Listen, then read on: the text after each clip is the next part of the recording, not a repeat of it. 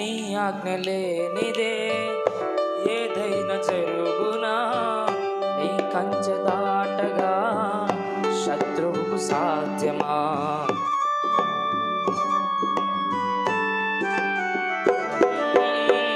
నీ ఆజ్ఞ లేనిదే ఏదైనా జరుగునా, నీ కంచె దాటగా శత్రువుకు సాధ్యమా? మా దేవా నీవే మాతో ఉంటే అంతే చాలును, అపవాది తలచిన కీడు